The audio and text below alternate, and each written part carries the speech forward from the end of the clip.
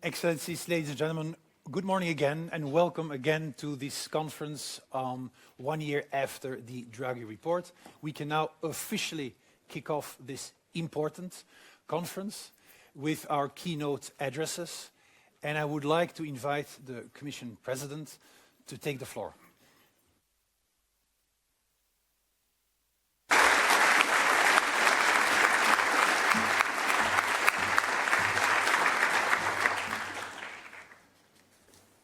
Dear Professor Draghi, caro Mario, Excellencies, ladies and gentlemen, today we mark 1 year since the Draghi report was released. But let me go back for a moment to 2 years ago, when I first called you, Mario, to propose that you embark on this new mission. And I remember you were intrigued by the offer. But you set one condition. You said this new report had to make a real difference. And you said you were not interested in writing, I quote you, another academic paper. You wanted a roadmap for action. And that was exactly what we are looking for. You and your team invested a full year to dig into Europe's strengths, into Europe's shortcomings, and how we could address them.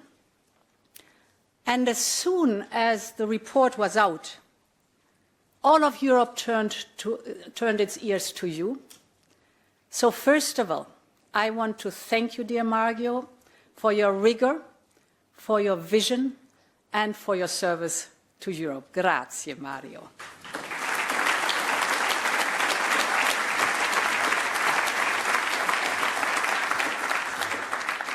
My new Commission took office 9 months ago. The first act of the new mandate was our Competitiveness Compass. The Competitiveness Compass translates the report into practical policies. And then we hit the ground running with the Clean Industrial Deal, AI gigafactories, the new state aid framework, the Affordable Energy Plan, the Savings and Investment Union, tailor-made action plans for sectoral industries like the car industry, steel and chemicals, the greatest surge in defense investment in our history, new proposals on the single market, the scale-up and start-up fund and quantum, and 6 simplification packages on their way. This is the urgency mindset we promised. Now we have to convince our co-legislators, because they have to agree, and we will relentlessly stay the course until we get it all done. But today, I do not want to focus on how many initiatives and strategies we've adopted. I want to focus on the real impact on the ground, because that's the one and only thing that really matters. We know that competitiveness is about jobs. It is about good salaries for people. It is about good profits for companies. It's basically about our European way of life. And I want to address one by one the 3 pillars of the Draghi report. The first one is closing the innovation gap. The second is the joint plan for decarbonization and competitiveness. And the third pillar is reducing our dependencies. Let me start with innovation. And let me start with the positive before I come to the challenges. Today, the global competition for technological leadership is being fundamentally reshaped by artificial intelligence. And this new AI race has only just begun. So global leadership is still up for grabs. And Europe is not only a challenger, but a leader in many fields that will define that race. Take computing power, for example. Europe has some of the best supercomputers in the world. And even though tech giants across the world continue to build larger and faster computers, we have managed to strengthen our global ranking. Just to give you a few figures, 6 years ago, we had 2 supercomputers in the global top 10. Then at the beginning of my first mandate, we decided to massively invest in high-performance computing. Today, we have 4 supercomputers in the global top 10, thanks to the launch in the last year of Jupiter in Germany and HPC 6 in Italy. So our policies and investments in this field are starting to pay off. My second point is that Europe is well positioned in the world of AI adoption. We have started using AI to boost productivity, and I mention that because this is precisely where Europe had failed 30 years ago, when our companies were too slow to digitalize and to go online. This time, Europe is not playing catch-up. We are among the front runners. European companies are top of the league on many AI applications. And I think it's good to look at one impressive example, that is Lovable, the Swedish app. It's an app that turns ideas into fully functioning apps for websites. Last summer, Lovable became the fastest software company in history to reach $100 million in annual revenue. Today, it is valued almost $4 billion. Last June, 10% of all new websites in the world were made with Lovable. This is just one example, but there are many other European AI success stories, from healthcare to defense. I know that the French champion Mistral is here with us today. In 2025, the number of European businesses adopting AI has risen by 67% year on year. So this is where we can truly engage in this race. But we need to capitalize on our strength. We need to put our digital infrastructure at the service of industry and innovators. And this brings me back to the supercomputers, the infrastructure. We have created AI factories, and we will soon be upgrading the best of them into gigafactories. And the aim is that our amazing innovative startups can access this computing power and can test and train their models, especially thinking about sectorial applications. And the response of the private sector in Europe has been impressive. Our initial goal was to mobilize around about 20 billion euros in investment to develop the gigafactories. We received 230 billion euros in proposals from the private sector. And later today, during this conference, we will sign the first pilot projects. Of course, the rest of the world is racing too. We also know that global investments are skyrocketing. So we must stay focused. We must put our shoulder to the wheel. This is not a mission accomplished. This is the mission of the next decade, to make Europe one of the leading AI continents. And in your report, Mario, you said we need to create a virtuous circle where investment feeds innovation and innovation attracts more investment.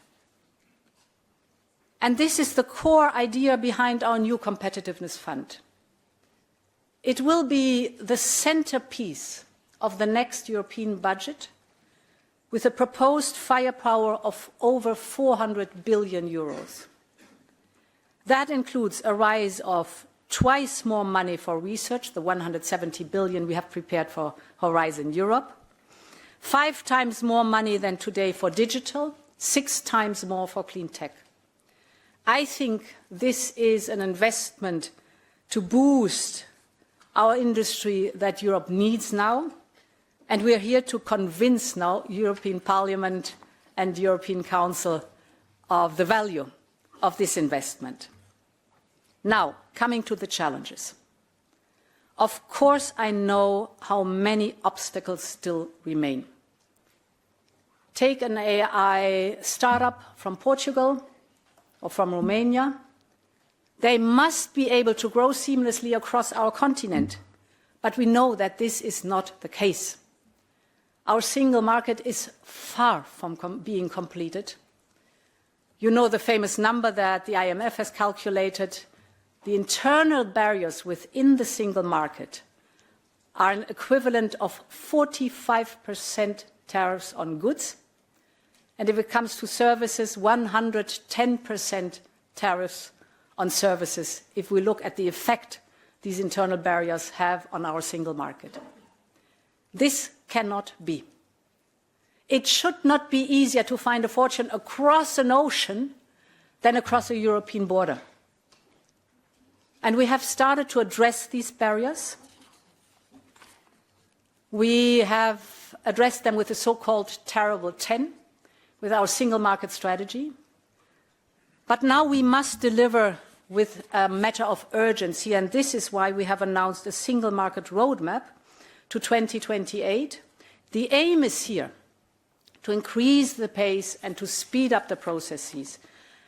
And this roadmap will connect our work on capital markets, on services, on energy, on telecoms, on the fifth freedom for knowledge and innovation, as well as the 28th regime for the innovative companies, with concrete timelines, deadlines, goals to reach, because we all know only what gets measured gets done. Ladies and gentlemen, the second pillar of the Draghi report is a joint plan for decarbonization and competitiveness. That starts with bringing down energy costs. We know the core reason why we pay higher bills than our competitors. Europe is too dependent on imported fossil fuels. And this means that the cost of our energy is dictated by global markets. But we also know the solution. And this is homegrown energy, renewables with nuclear as a base load. That gives us energy security. That gives us independence as it is homegrown, and actually it creates good jobs in Europe. And in the last year alone, we have achieved impressive progress. First, we launched a wind package that is cutting permitting times by 2/3. In the first half of 2025, investment in Europe, in European wind energy, hit an all-time high, more than 40 billion euros. So investors are choosing Europe. And another good news, by now over 70% of our electricity comes from low-carbon sources. As a result, last year, we reduced our fossil fuel bill by over 60 billion euros. So we have to cut prices and dependencies at the same time. But let me be very clear. Our energy prices remain still far too high, too volatile, too disparate across Europe. In some member states, electricity costs are 3 times more than in others. And many price spikes could be avoided if energy could flow more freely to where it is needed. But we also know that national grids are still not well integrated. Too often we lack the necessary interconnectors, or we don't make efficient use of those we have. Now, we have started to address this. Just last week, the European Parliament has approved our proposal to use cohesion funds to boost energy infrastructure. Many projects are already advancing. We have, for example, the Celtic interconnector that will soon end Ireland's isolation from the European grid. Or we have the Biscay Bay project to double capacity between France and Spain. And in addition, we will propose a grids package and a new energy highways initiative that will focus on 8 critical bottlenecks that we have identified in our energy infrastructure. So from the Pyrenees to the Trans-Balkan pipeline, from the Øresund Strait to the Sicilian Canal, We will liberate these bottlenecks one by one, and we will step up with funding where necessary. Mario, you dedicated a chapter to the clean transition. It is a vast opportunity for our industries. The global market for batteries is expected to double, for example, in size over the next 5 years. The global market for wind turbines continues to rise by over 10% every year. And the global market for electric cars is booming. If you look at the European Union, sales are up almost 25% year on year. If you look across Africa, Asia, and Latin America, the electric vehicle sales rose by 60% in 2024. So this is, first of all, good news for the climate. But the question is, do we want to reap the economic benefits of it, or do we want others to take a growing share of these rising new markets? And I have not the slightest doubt about the answer. Because when I speak to the Global South, from Africa to India to Central Asia, they are all suffering from climate change. They are all looking for solutions. And Europe can be home to front-runner industries that can export exactly these solutions to others. So we should be the industrial powerhouse that meets this growing demand for clean tech. We know that this is not a given. We know that the figures are not as encouraging as in other sectors. Too often we are losing jobs and market share to non-market economies. But we can still turn the tide. And this is why we have to massively boost our public and private investment. This is why we have to create lead markets for circular and clean products. And this is why we have to secure level playing fields for our industries. Europe must protect its industries. They are front runners in the race to decarbonize. They are doing the right thing. And they should be incentivized and rewarded. Otherwise, we risk again to rely on others to import the steels our car makers need, or we rely on others to import the cement our builders need. And we would again be at the mercy of price, volume, and quality that others are willing and able to provide. And this is why we have to focus on the sectors that are the most strategic for us. With the Clean Industrial Deal, for example, we're tackling the main hurdles that slow these sectors down. We are, for example, working on a battery booster package, as batteries are a key enabler of all other clean tech. This will put 1.8 billion euros up for equity to expand production in Europe. So this work goes to the heart of Europe's independence. And that leads me, ladies and gentlemen, to the third pillar in the Draghi report, independence, or let's say dependencies, as you called it. In this last year, we have seen export controls from China bringing production lines in Europe to a halt.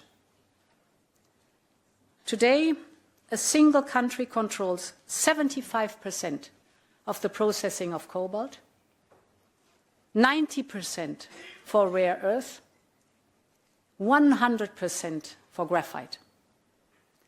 And this is a critical situation without any doubt.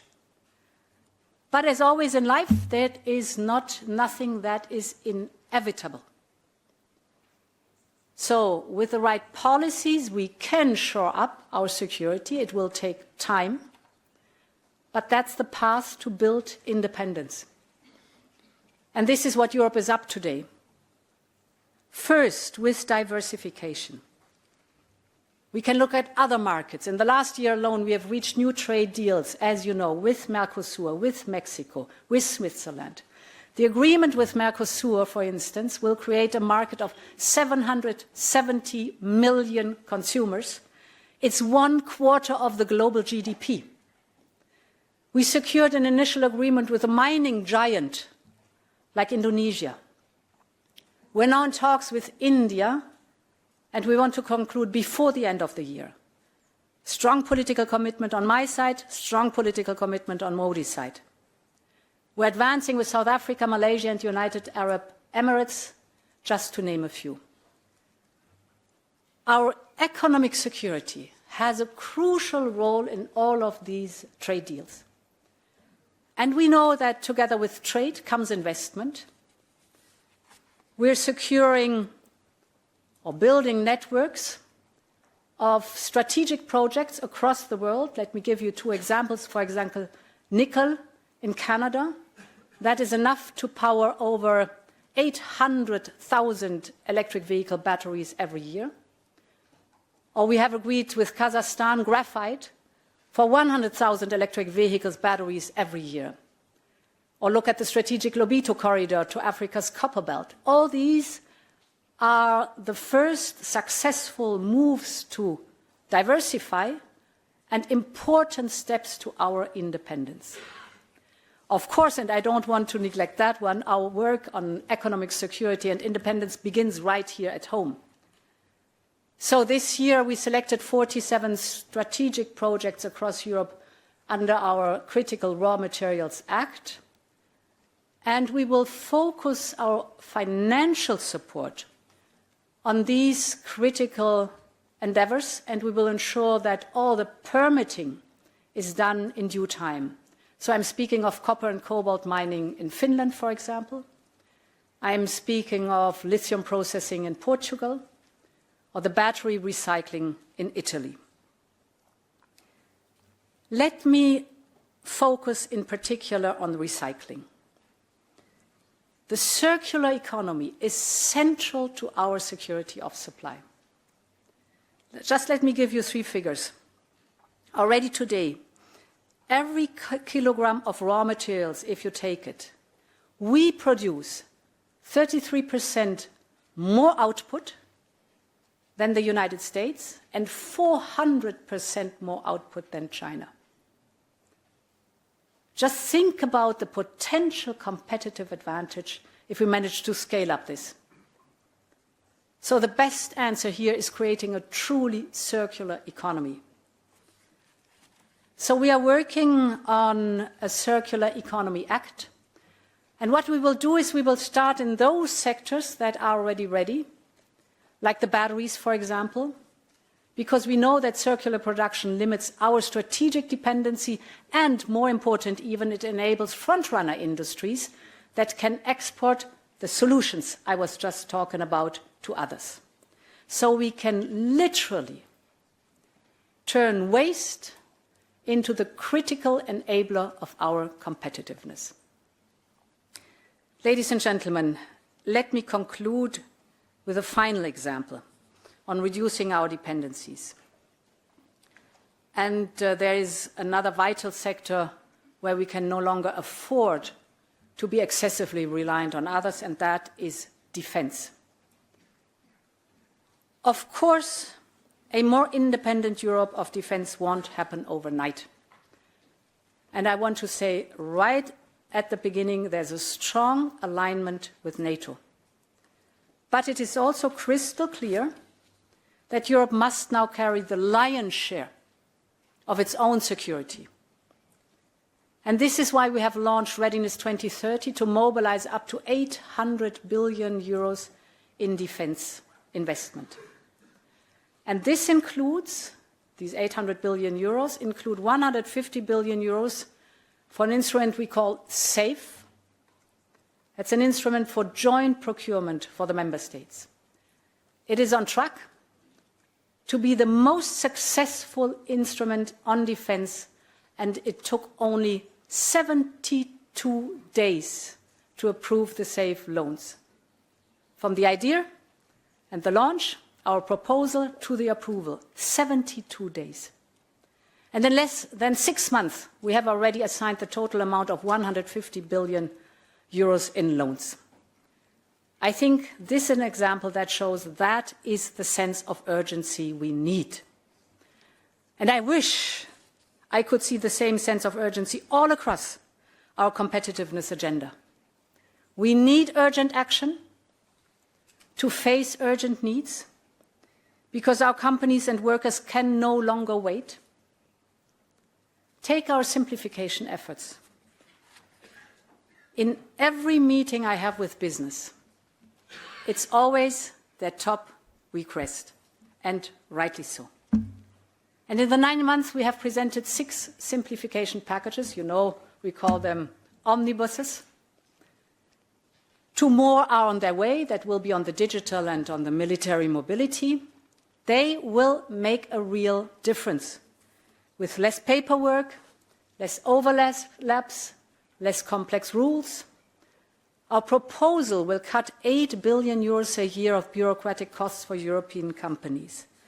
But it has already been a long time since the omnibuses hit the road. Now they need to reach their destination. They need an urgent approval by the co-legislators. And the same goes for many other proposals. From the Savings and Investment Union to several trade agreements. Of course, we also, in the Commission, have to do our homework. Just to mention one example, that is competition policy. We have discussed an overhaul of the competition policy for a while. So the direction of travel is clear. And that's why we will have to advance the publication of the merger guidelines. I think it's now time to deliver. And I'm absolutely convinced that Europe can unite around this agenda. Every single member state has endorsed the Draghi report, and so has the European Parliament. We all know what needs to be done. We all know that business as usual does not work anymore. And this is my final message today. This is also what the people of Europe expect from us. They expect our democracy to decide, to act, and to deliver. And I know that Europe can make it, because we have already shown what is possible. We can move mountains when we have the ambition, the unity, and the urgency. It's our choice, so let us make that choice again for prosperity, for independence, and in general for Europe. Thank you very much, and long live Europe.